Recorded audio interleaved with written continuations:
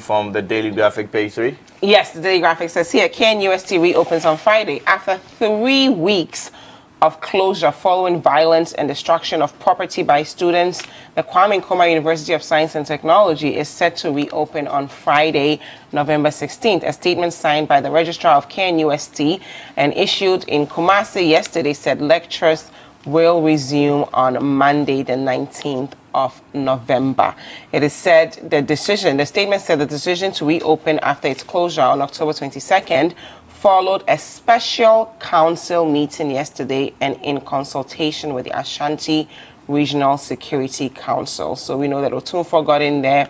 I want to quote some statements by Otunfor. He firstly described the incident that happened on October 22nd as the worst in his 10-year tenure as Chancellor of the university and vowed to get to the bottom of the issue.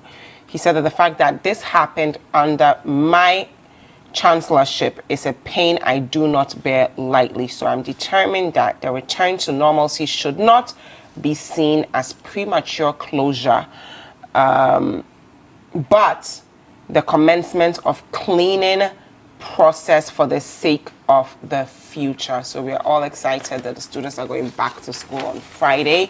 We're happy that Otunfor is handling this well and is going to look into it.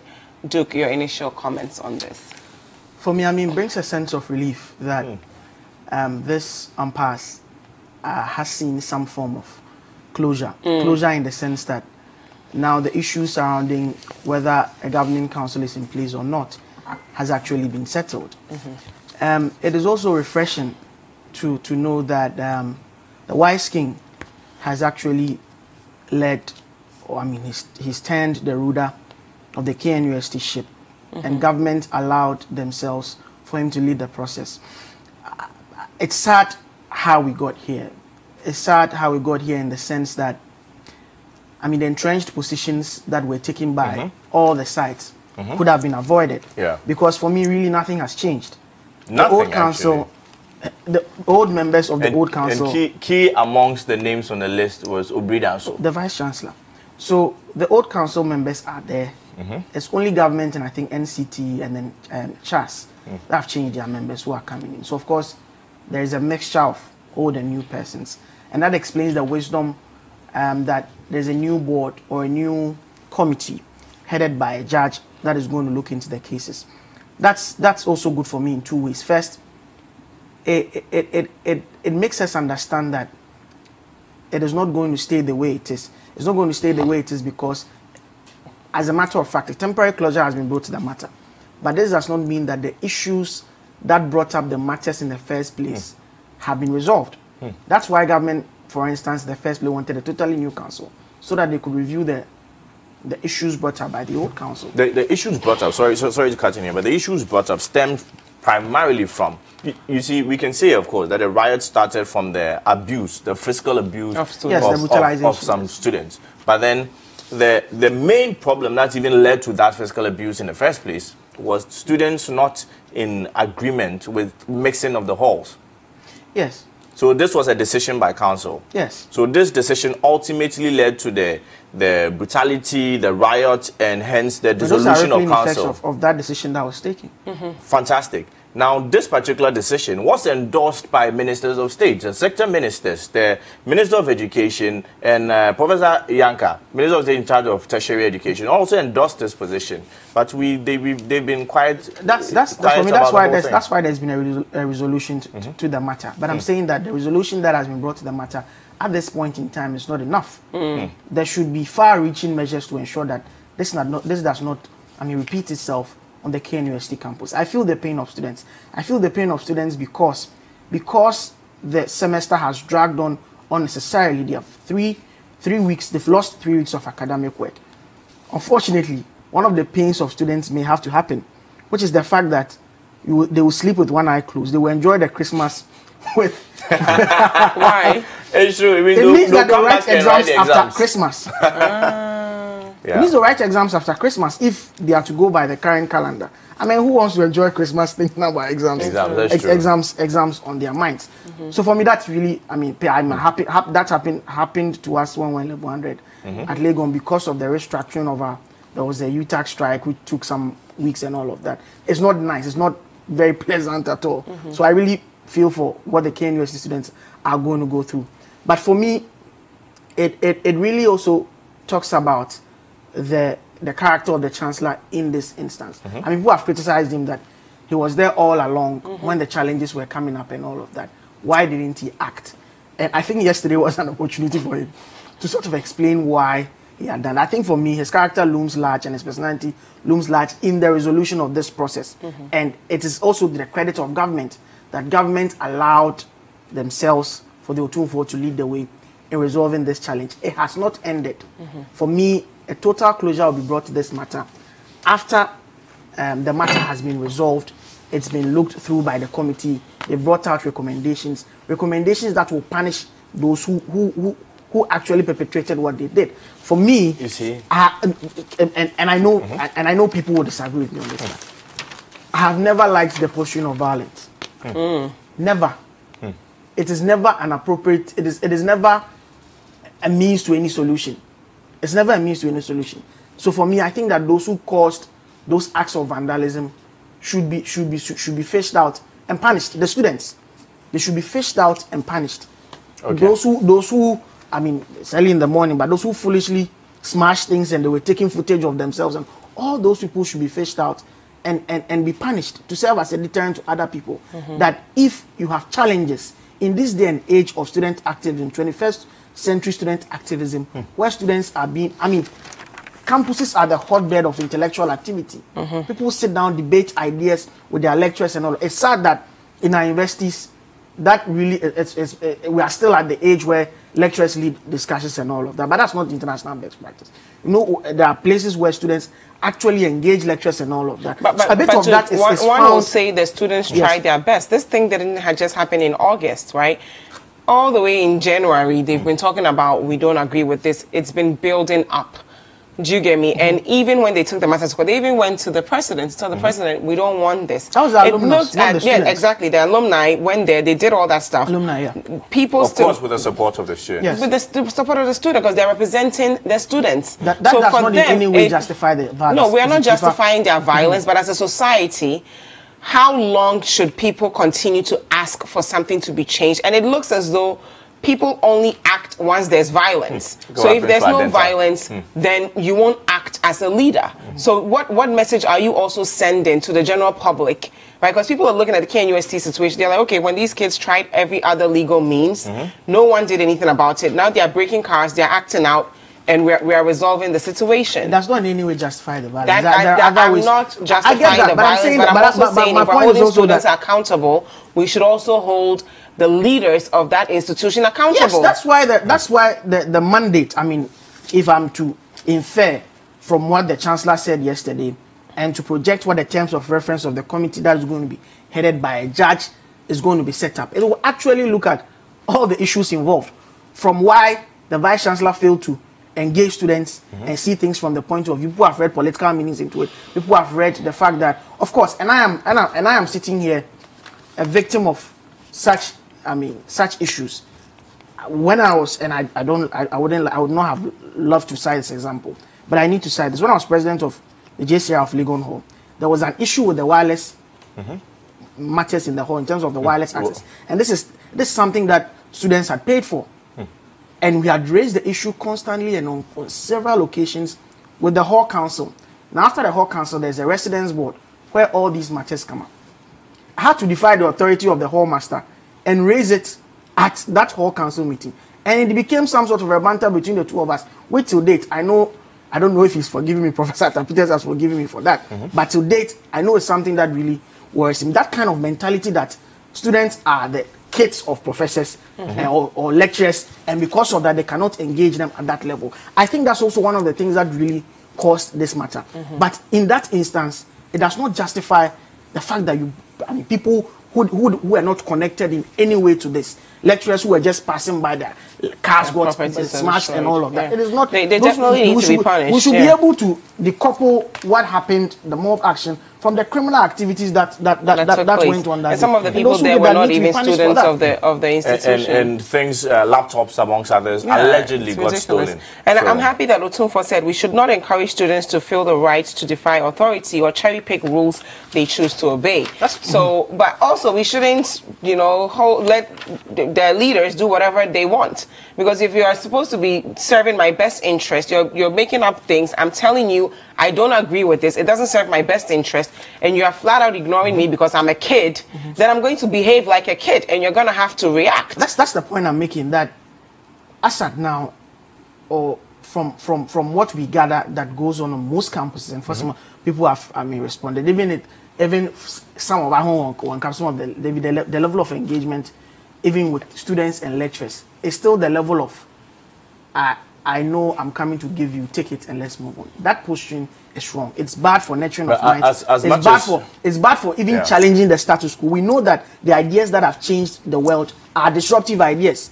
And so if you teach people in a university, in a classroom, in a university, a place of ideas where there's supposed to be ideas, contest, debate, so that the best can be sieved out and brought to the betterment of society, then you're not doing the society any good. Well, as much as we are trying to fish out these students, as you're referring to, I think it should be more broadened. Like we over here on Breakfast Daily, and Adekuko also mentioned it, that those who brutalize the students should be arrested. No one is talking about this. No one is talking about them brutalizing the students. My point was truncated halfway. I was only on the matter of the students. Okay, complete your point because you forgot about it. I was on the matter of the students. Okay, the students, let's get to the others. The students need to. That's one section. The students.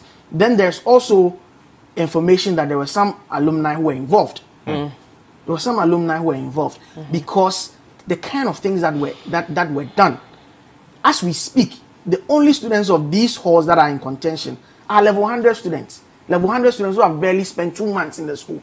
What kind of brazen bravado will level 100 students who have spent less than 2 months in the school have that courage to go and do that? So you can't rule out the alumni factor. That's what people who brutalize the students. That's one. And then we also have the Adakwa police, as they call them. In Legon, they are called Asensukoti. Yes, so Asensukoti and then Adakwa police. I hope that Asensukoti will not pick the behavior of Adakwa police. Okay. And that one will work. So the Adakwa police also, probably they may have to be retrained. Probably, yes. They will have to be retrained because the students are retraining of. No. I said that. But that's what you said. And you said probably. Yes. After the behavior they exhibited, they definitely need to be retrained. Yes, they need to be punished. But some of them have also said that they were given the orientation by the leadership of the university to, as it were, discipline.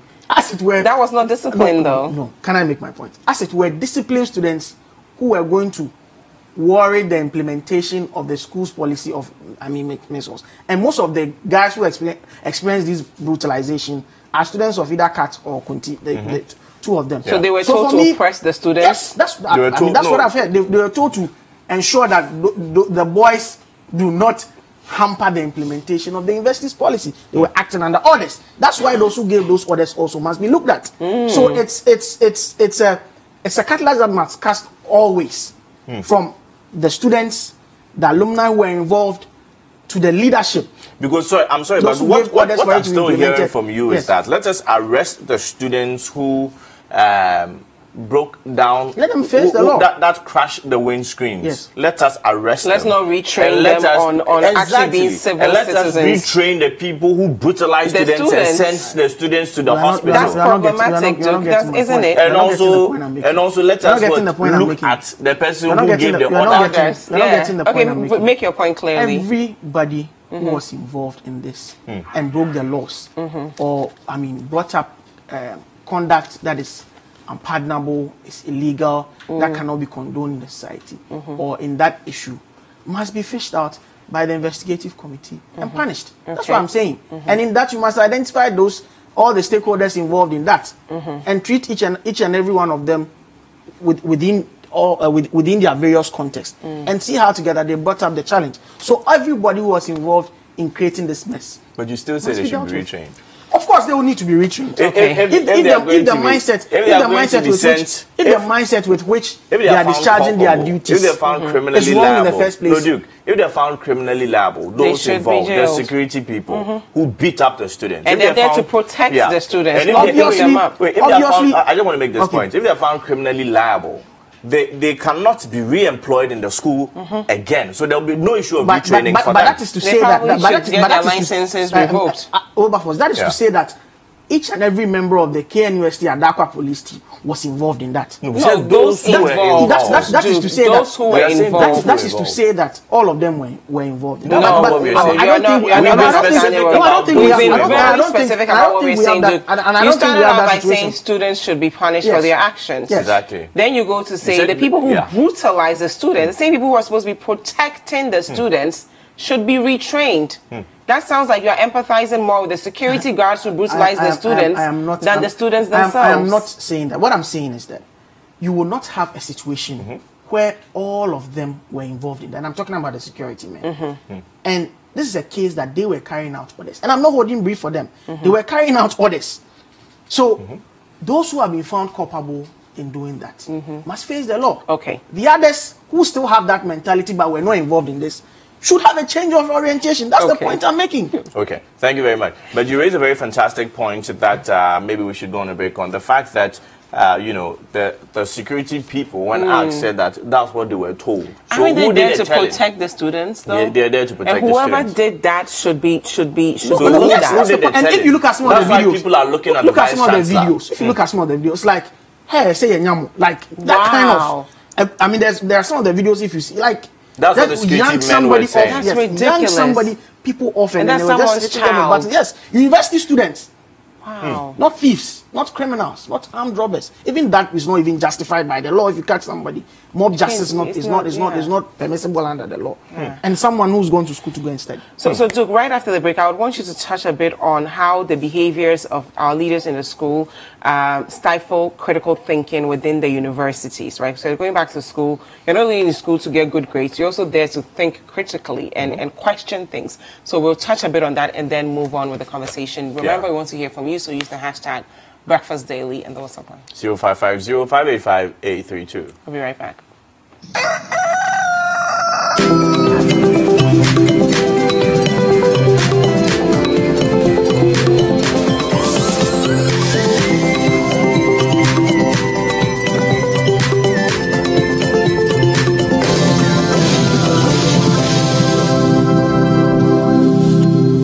This is The Point of View. We are live on Citi TV this and every Monday and Wednesday at 9 p.m. Tune in to The Point of View, Mondays and Wednesdays at 9 p.m. as Bernard Avlet takes the news further. He will bring the right guests, ask them the relevant questions, and get you the real insights you need on the big stories for the day. All that the industry is saying is that this tax will be incident on the person it's intended to. But when it comes to the pricing itself, individual pricing, not only are the telcos even pricing for everybody. Bernard, I don't know which network you're on. The price you get on your network will be different from the price I get. So in terms of competition amongst our members, it's as intense as anything. The Point of View with Bernard Avlet, Monday and Wednesday nights, only on Citi TV.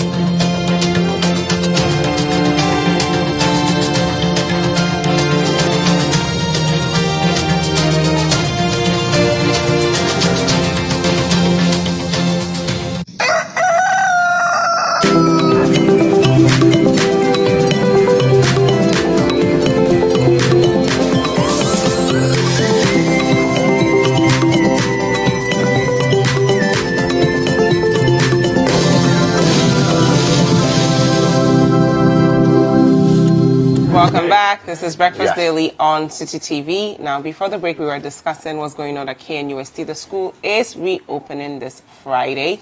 We delved a bit into exactly what went wrong, the people who should be held accountable, and the way forward. Yeah. So I must say that we are honored to be joined by one of the strong contenders for Deputy National Secretary or Deputy National General Secretary or Deputy General Secretary, let's put it that way, of the NDC. David Wowie Brown joins us this morning on Breakfast Daily. Good morning, welcome to Breakfast Daily. Good morning. How are you? The grace is sufficient. Good. And he's also a lecturer at Accra Technical University. Nice. Yes. Okay. Now let's take a look at. We were discussing the KN University. And Duke, I wanted you to touch briefly on the critical thinking bit in all of this. If students aren't allowed to voice their opinions, if we are asking security personnel to oppress students because we are implementing things that students don't agree with, how is this all going to stifle the ability to think critically and work in the real world once they're done with university? You would have students who have come up out of a situation that you can liken to an assembly line or a factory line, mass production, no sense of critical analysis to be able to analyze issues in context in the society that they must be applying solutions to, because their training was a training that boxed them to follow instructions and not necessarily be able to go around the wall by thinking about it when they hit it. That's a huge problem, especially in a University of Science and Technology. Interesting. Okay. Anyway, in a so generation where innovation is king, right? You're supposed to think critically, innovate, think outside the box, don't fall into the norm. So if this was just some liberal arts institution, it's different, but we need innovators from our University of Science and Technology. And yes, they're we are letting impressed. security men beat them up. Yeah. Anyway, David Wowie Brown, welcome once again to Breakfast Daily. Yeah, thank you. Yeah. Now let's take a look at the KNUST saga. What's your take on what's happening? The council has been reconstituted, and government has changed its 4 members on the council, but it appears that most of the members have been maintained. Government has taken a back step. Friday school reopens. Right. I think that government taking a back step is a step in the right direction, because what I think is that government rushed too early to take that decision of dissolving the council. There is an issue, and people were trying to solve the problem. So government should have waited so that the chancellor would have found out ways and means to resolve the issue. With universities, governing universities are different from other, let's say, institutions. And so when there are such problems, you should allow the system to work, because now universities are autonomous. Either to presidents were chancellors of universities, but that has been changed because they want the universities to function as autonomous institutions. So if there are such challenges, allow the processes, allow the hierarchy to operate to make sure that they resolve the problems. I thought that government rushed too quick to dissolve the council during those times, and now they have found out that maybe they are the members of members they appointed to the councils were not maybe functioning. They have decided to change them. But I think that it was good that UTAG and other bodies stood firm and said that no, we want to make sure that the laws work. The universities are governed by acts, and they want those acts to function. And I think that it's good that the council has been reconstituted and students are going back to school. I would just pray that they make sure that they follow the due process and take them their time. What I found difficult to understand was this, or what I think the problem was, is you see, these days, students are also stakeholders in the universities. Don't think that because they are young, you can just take decisions and slap such decisions on them. Some are even quite old. Yeah. And which was bad. And I think what I heard was happening in the Katanga Hall, which led to this whole thing, was so bad. Students forced to scrub, treated as secondary school. Then where is the university concept? This is where we have people who, as my colleague said, who must think through the box. They must act as mature people, try to come up with ideas. And you are treating them, putting them through such, let's say, treatment. It's so bad. So I think that the council reconstituted good. Government decided to change it. Maybe it's government's prerogative to do that. But the other unions, in their various constitutions, they have those who must represent them.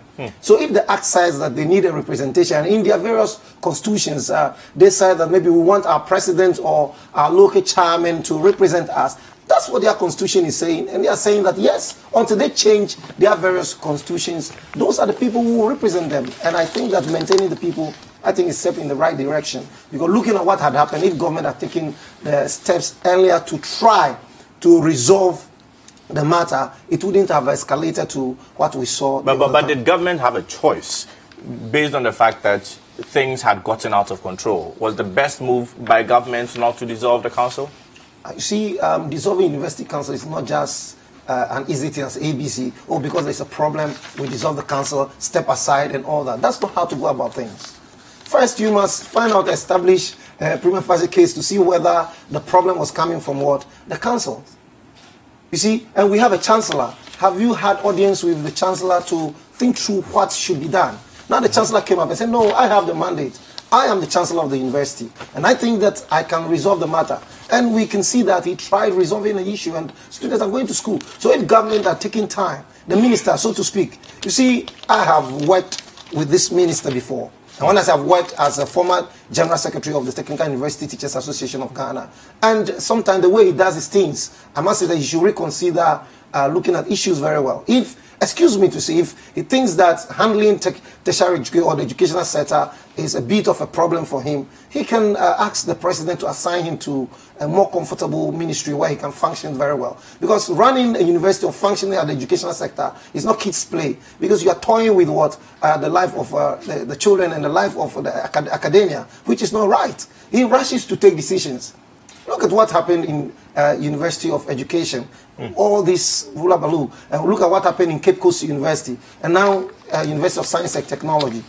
Because the Chancellor is strong enough and he understood his mandate, he stood his grounds, and I think things are functioning well. If these had not happened this way, it could have maybe escalate to other universities where if there are few challenges which should be resolved by the system, the minister comes in and stops, says, oh, it's not the right thing to do. You said you were General Secretary of TUTAG, yes.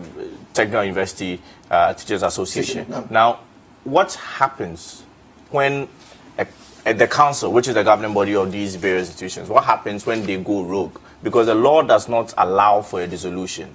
The law does not allow for removal. When we are faced with such a situation again, and as a concerned minister, as a concerned president, what's the way forward?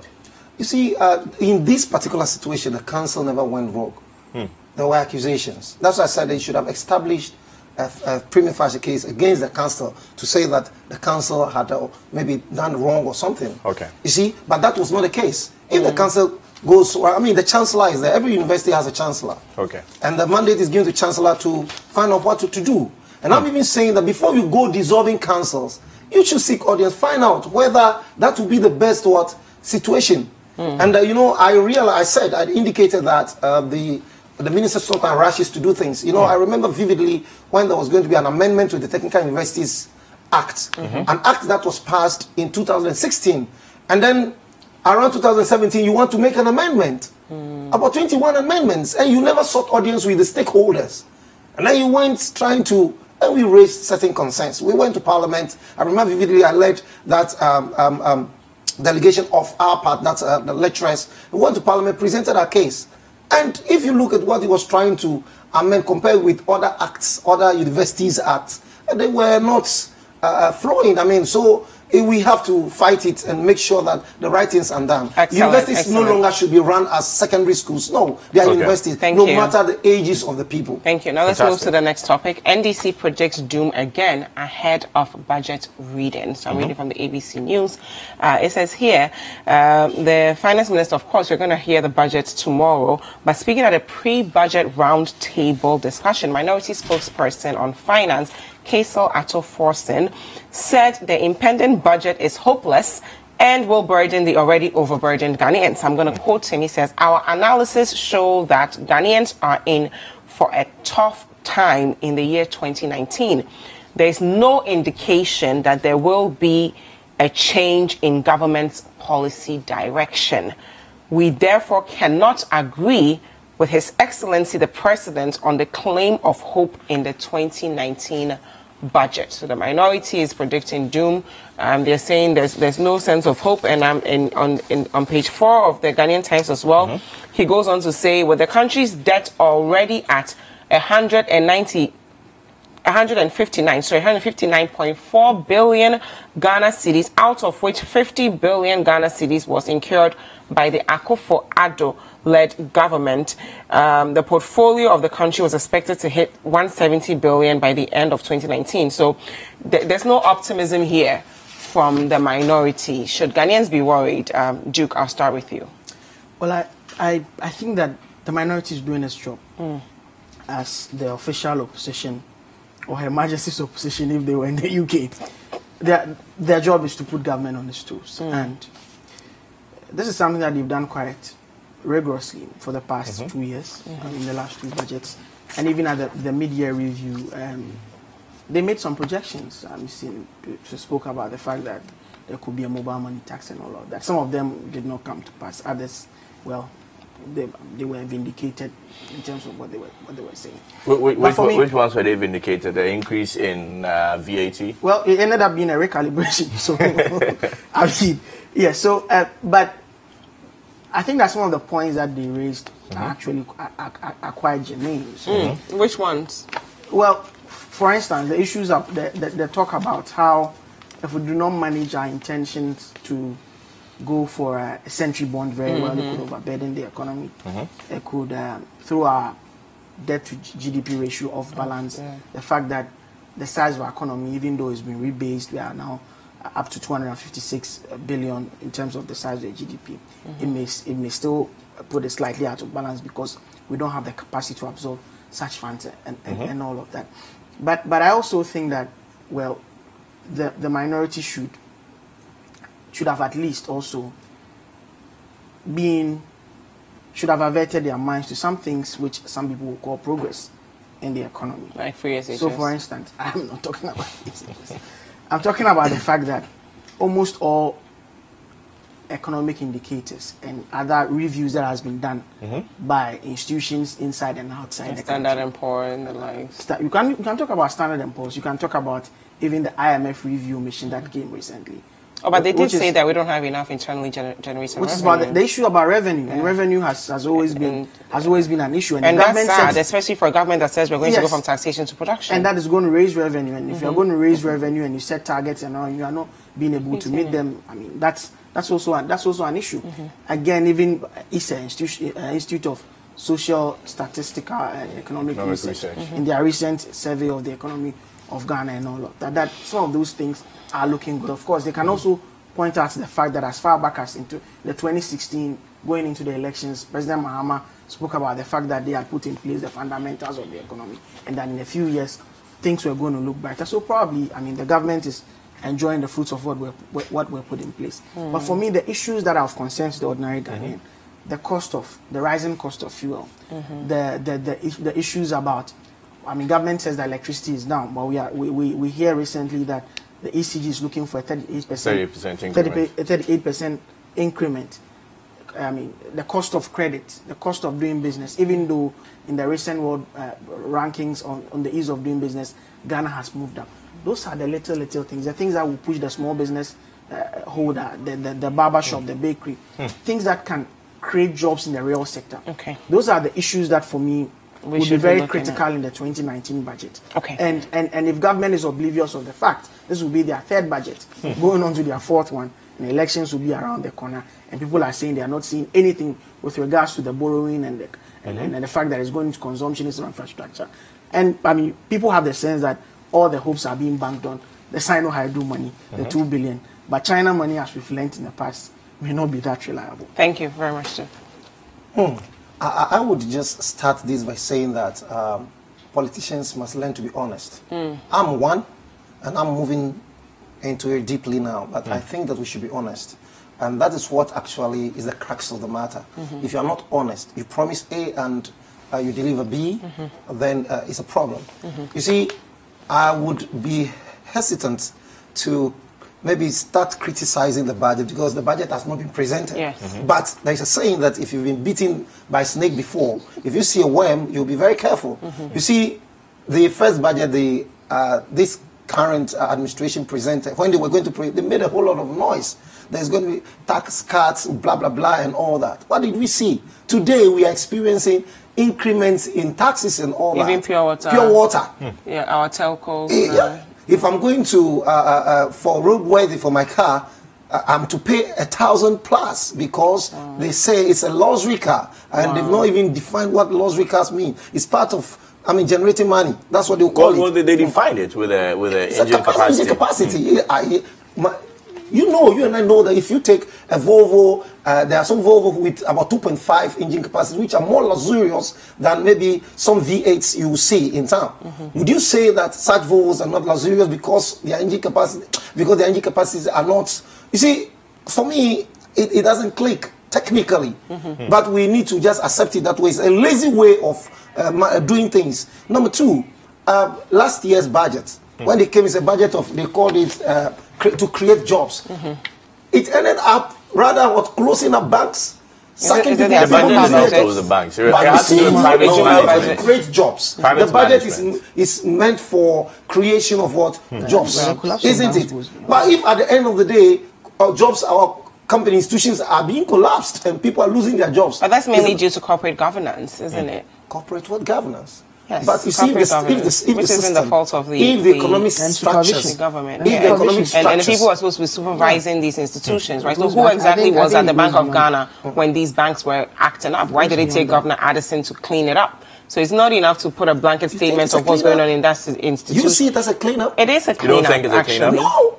Okay, why don't you see it as it's a mess up? How? Yes, you see, why the banks are functioning? Why won't you find ways?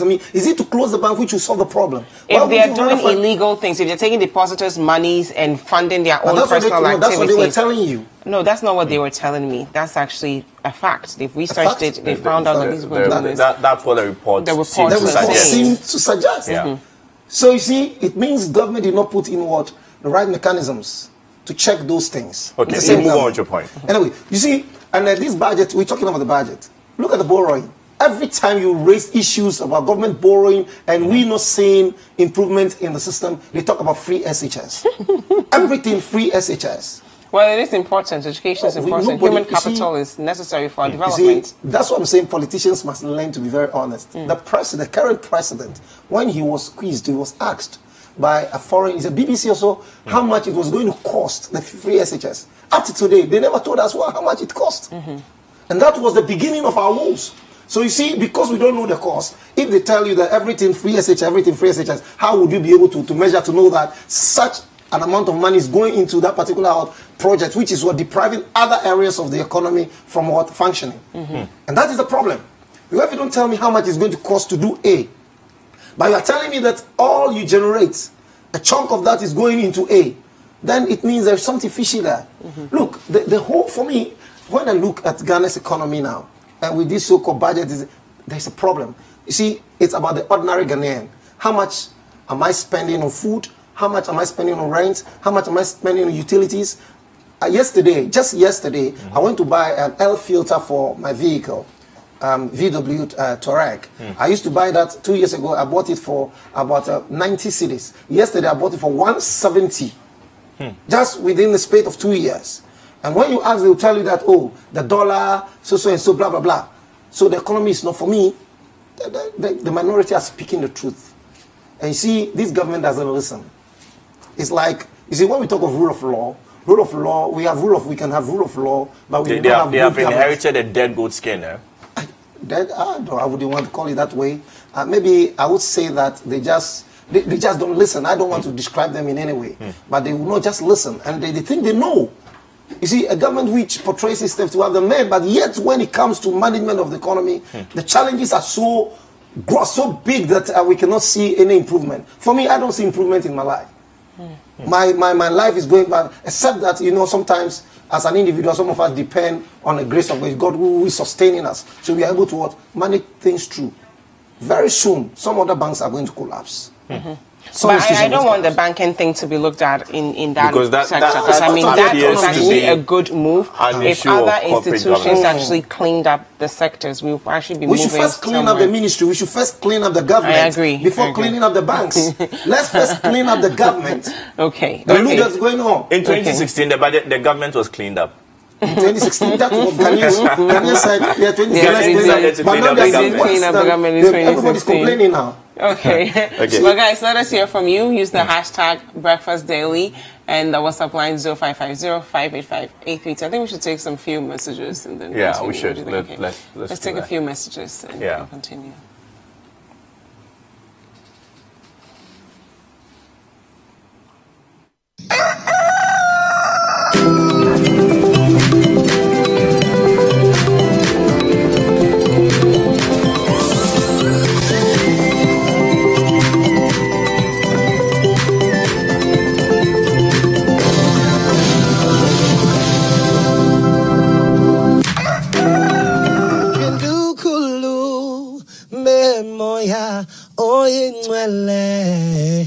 Pindu kulume nkosiyam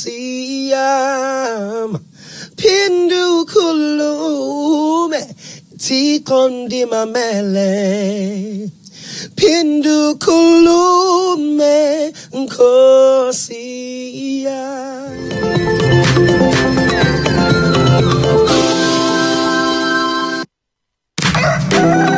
Hi, this is Patrick Duncan, and you are watching Breakfast Daily on Citi TV.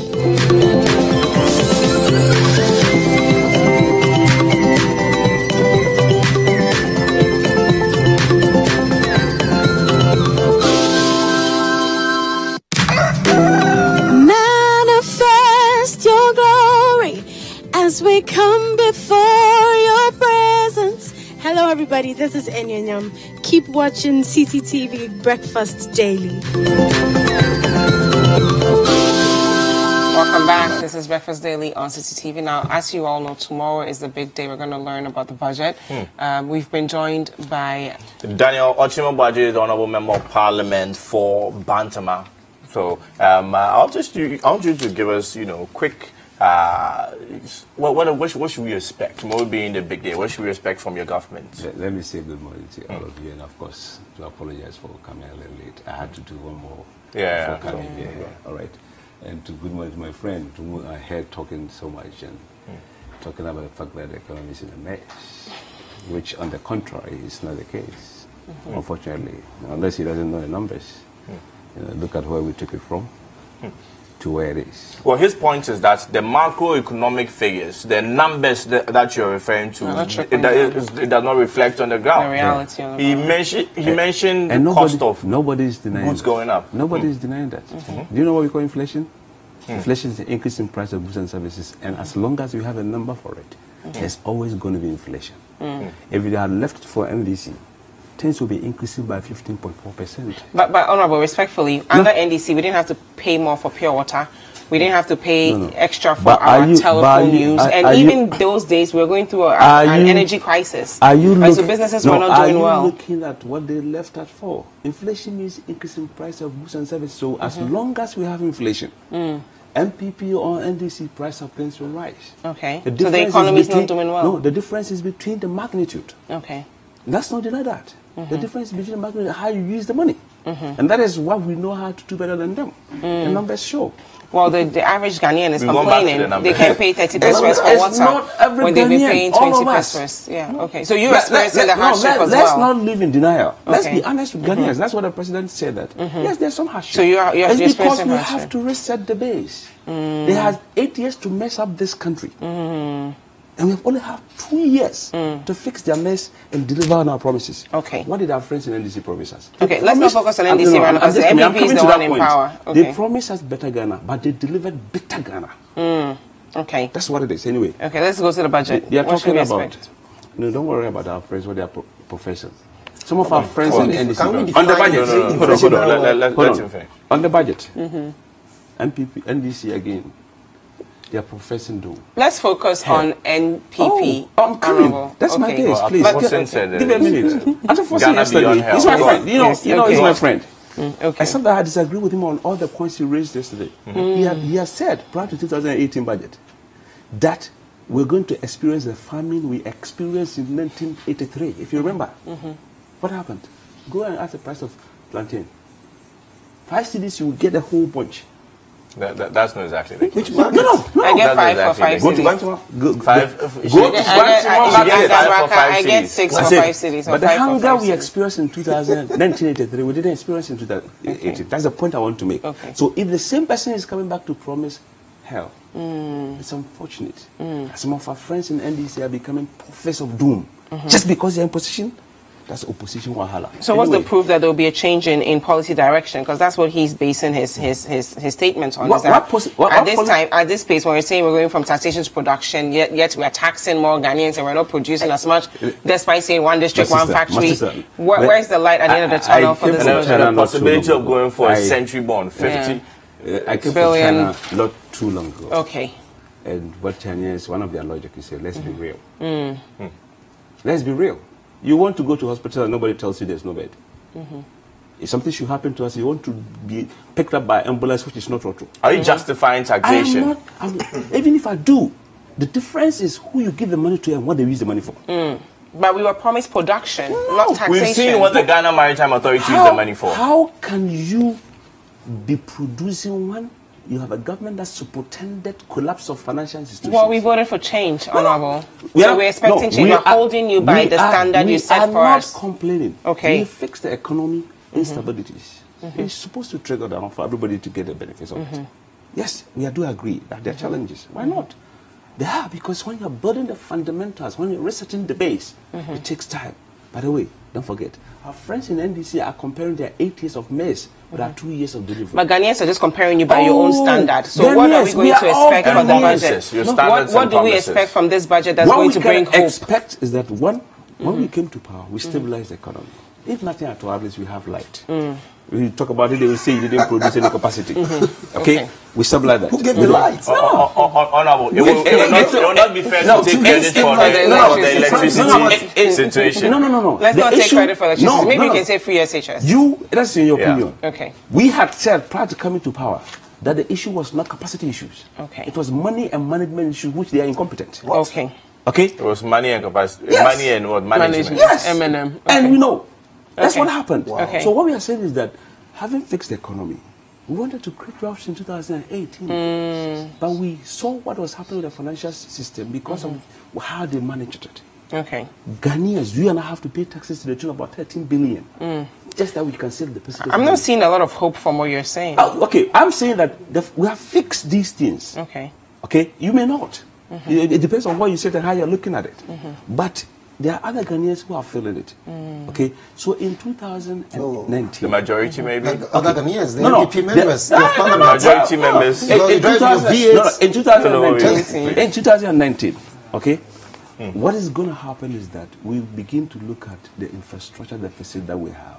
Okay. And begin to bridge the gap. Okay. So that at the end of the day, that's what it is. So if people are comparing their 8 years of mess, economic instability they're everywhere. not comparing at this point. They're not comparing. They're just saying based on. He didn't make any looking at things now, they don't see much light at the end of the tunnel. Because what is Dr. Foster talking about? Okay. He's talking about borrowing. If you borrow and you use the money for Chichika, what do you expect? We are not doing that kind of thing. You borrow and use the money for a house with a basement and 11 air conditioners among others. Thank you very much. Let me tell you something. Those issues with marital, who is raising it? We are raising it. You are raising it? Yes! You are raising it. Yes, we are talking about it. Are you taking any action? No. Let me say that. We are God. not hiding anything. We have to be honest with Ghanaians. Okay, that is the bottom line. Please explain what you mean by you are raising it. No. The question is, people in NDC are even talking about, MPP are talking about the fact that these things have been investigated and there has to be consequences. Yes. Why not? Thank you. We are not Thank going you to very much, recognize, regardless of where it's coming from. Thank you. If it's NDC, let's deal with it. MPP, let's deal with it.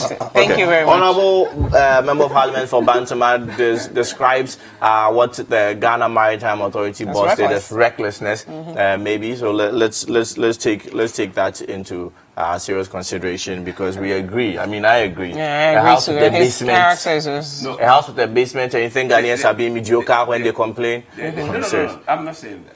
I'm not saying that.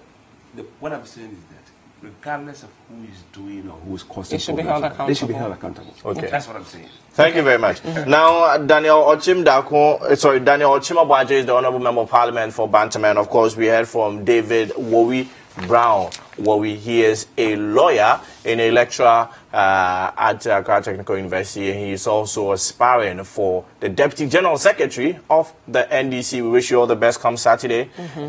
Yes. Thank you both, gentlemen. Breakfast Daily continues. Don't go anywhere. We'll be right back.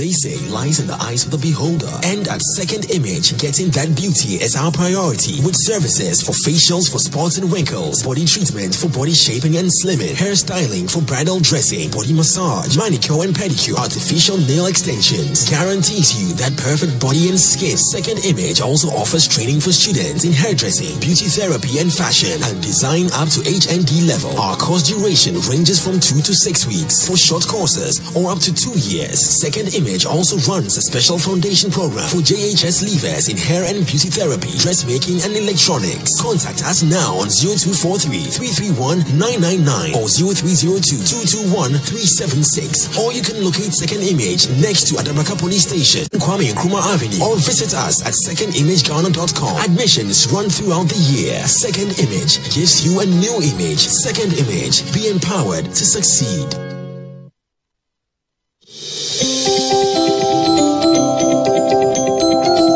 Jacoro Ventures Limited is the waste service provider franchised by the AMA to provide services within Osuklote South Metro. We also operate within Zone 2 of the Adentan Municipal Assembly. Our proficient refuse and segregated waste collection crew ensures timely and quality service delivery at every service point. Our friendly management and supervisory staff are always available on call for our cherished clients. We engage in partner organizations to clean up the city and beaches as part of our corporate social responsibility towards making Accra the cleanest city in Africa. Embark on public sensitization and educational outreaches on environmental and sustainable waste management options. We advocate reuse and self-separation of waste, paper, plastic, and organic, to which value can be added through recycling. Smega 16 award-winning company in waste and recycling manufacturing. Implementing partner to Mayor of Accra initiative on waste segregation in basic schools in Osuklote. Jacora, the waste management professionals.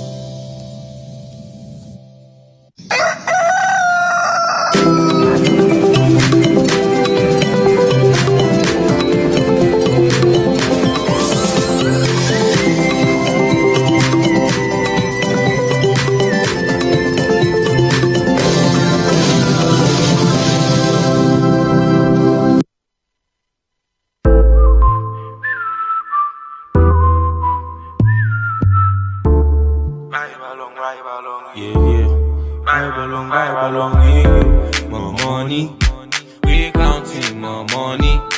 Plenty money. Baby, count your money. Yeah, baby, you know, see me at the tire for ya. Me, I never ever got the liar for ya. And if it's money that you want, then I go wire for ya. Wine for the dough, I saw they ragga for ya. More money, we counting more money. Plenty money. Baby, count your money. Yeah, baby, you know, see me at the tire for ya. Me, I never ever got the liar for ya. And if it's money that you want, then I go wire for ya. Wine for the dough, I saw they ragga for ya. It's no biggie, me, I never ball. I no go lie, me, I no go talk. Ola Keshi, me, Sumobo. Only you, I know they want no one. Say, the truth be said, I never see nobody like you. Me, I have to burn more cities for you. And the thing you want, so I give you times two. I give you times two. I give you times two. Girl, I did feel your vibes, yeah. I just want your side, okay. You make me feel alright, my girl. I said, open your mind, open your mind. Cause I did grace for you, cause I did grace for your use. More money, we counting more money. Plenty money. Baby, count your money. Yeah, Yeah, baby, you know, see me at the top for you. Me, I never ever gonna lie for you. And if it's money that you want, then I go wild for you. Wine for the dough, so they rock for you. More money, we counting more money. Plenty, plenty money. Baby, count your money. Yeah, baby, you know, see me at the top for you. Top for you. Me, I never ever gonna lie for you. And if it's money that you want, then I go wire for you. Wine for the dough, so they rock for you. See Guantanamera, we go to Guantanamera. Baby, love me now, no be later. Baby, you are 1 in a million. I say, oh, they don't know my girl, don't know. Say me, I love you for sure. Anywhere I go, follow. Yeah. My sexy girl from Ghana. Love you like I love my mother. Never gonna love another. Love another. I say, I hope in your mind, you. Hope in your mind, you. Cause I dey grace for you. Cause I dey grace for your wish. More money, we counting more money. Plenty, plenty money. Baby, count your money.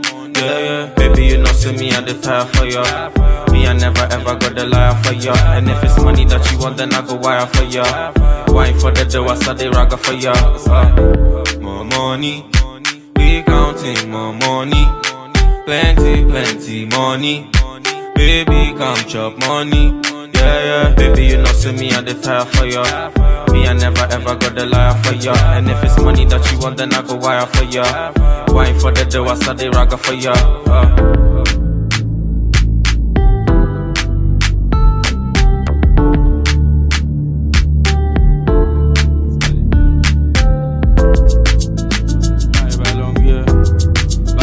Vibe along, yeah. Say it's money on the track,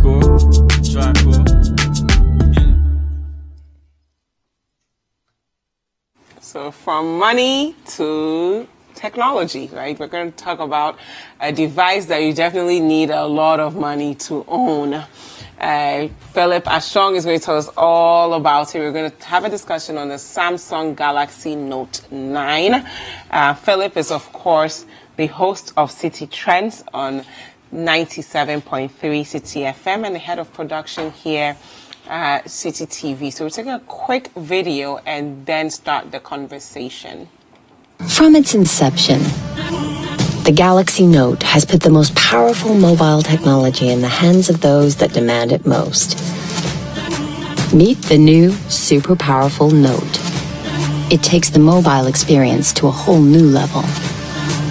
By focusing on what matters most in today's always-on mobile world, our team of engineers and designers have developed our most extraordinary performance features yet. Like our new powerful all-day battery that takes you through your entire day on just a single charge. With Note 9, we're excited to redefine mobile storage. Now 1 terabyte ready with expandable memory, you have the power to store so much more, deleting less of what you love. And thanks to our cutting-edge processor, you can enjoy remarkably fast performance. While Note's advanced water carbon cooling protects against overheating to deliver peak performance for longer. Inside, at the heart of Note, lives the iconic S Pen. That's always set Note apart. Our engineers have totally transformed the S Pen by embedding Bluetooth technology. The all-new S Pen lets you command presentations without even touching your phone. And for the first time, gives you the power to remotely access Note's advanced intelligent camera system with just a tap. Our revolutionary camera takes photography to a whole new level, adapting like the human eye for spectacular shots, day or night. We've embedded in the camera an incredibly powerful level of AI to recognize scenes, intelligently optimizing their color, and automatically detect flaws. So you can say goodbye to bad photos. With Bixby, we're introducing a more seamless way to use your phone. Hi Bixby, I need a hotel tonight. Without opening any other apps. For business, with just a single cable, Note's all-new DeX is engineered to transform your phone into a dynamic PC, so you can work on the big screen and leave the dongle bag behind. And with Knox, you have the security of a mobile platform that's fused into both hardware and software at manufacture. So your data is protected from the chip up the very moment you turn on your phone. With Note, our focus has always been to deliver a cutting-edge smartphone experience like no other. And that's why today, Note 9 is the most powerful Note ever. The new super powerful Note. So that was a brief on the new super powerful Note 9. So it's not the Galaxy Note 9, it's the Note 9, the new super powerful Note 9. Philip, yes. What should we know about this device? Well, firstly, it is one of the most impressive devices I have had the opportunity of having. Really? Or using. Yes, I have been a very, very avid Apple user for a very long time, and I've been very skeptical, of course, about switching devices. I usually test the devices, not really use them. My default phone is the iPhone, but this phone is one of the most impressive devices I've ever used, like, period. What sets this apart from the other Samsung phones? For me, one of the biggest things about this device is the battery. Okay. I think it's the most incredible battery. Now, when people talk about 4,000 milliamperes in terms of the size of the battery, you saw it in the video there. People sometimes don't really get it. But yeah, I don't get it. Basically, you have 25 hours of battery power with Wi-Fi and data, like mobile data, on all day. So just think about that. So that means you don't have to charge your phone if it's full in the morning. I literally charge my phone once a day. Wow. And I usually have to charge it when I get back to the office. That's amazing. That's how crazy it is. Now, note, this is Wi-Fi on and mobile data on all day. Wow. You understand? And that's 25 hours in terms of the battery capacity. And it's really, really incredible, especially for people who are like on the move all the time, who don't really have time to carry on power bank, you know, and the like. It's such an impressive device. And for me, that is what sets it apart for me as a device. Aside everything else that it does, I think that one of the biggest features about this particular device is the battery capacity. But we are going to be breaking down like the features. Please let us know what are the features we should be looking out for. One of the things that the app does very well is the fact that you are able to multitask so easily. So we're just going to watch a quick video about how to multitask. And then when we come back, like using two apps at the same time, when we come back, we'll talk more about some of the other capabilities of the phone. So let's check out the video. Let's check it out.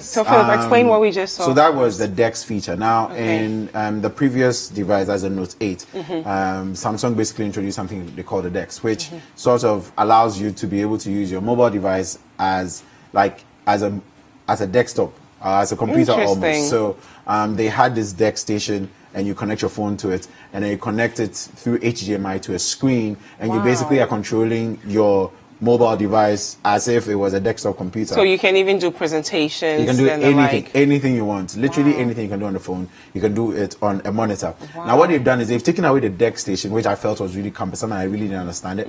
And they've replaced it with a very interesting like HDMI cable. So there's a USB-C and then to HDMI. Basically, if you have an HDMI cable and then you have the USB-C adapter, you connect it to your phone, like right at the bottom, and then it's just an HDMI cable straight to you know, your any monitor at all. So for example, you are going for a presentation, you download your presentation on your mobile phone. It's a PowerPoint presentation because it comes pre-installed with, you know, Microsoft Office. Wow. You open your presentation and basically connect it through the deck station, and you can do a presentation anywhere you are. You can connect it directly to a projector, you can connect it to a screen, like literally anything that takes an HDMI input, you're good to go. And that's why, you know, that's one of my biggest features about the decks, because of the fact that they're taking away the deck station, which for me, like, once again, I'll say, was really, really cumbersome to use. Now they've introduced the HDMI cable, which makes the process really, really seamless and pretty incredible. So for me, that's why I wanted us to watch that.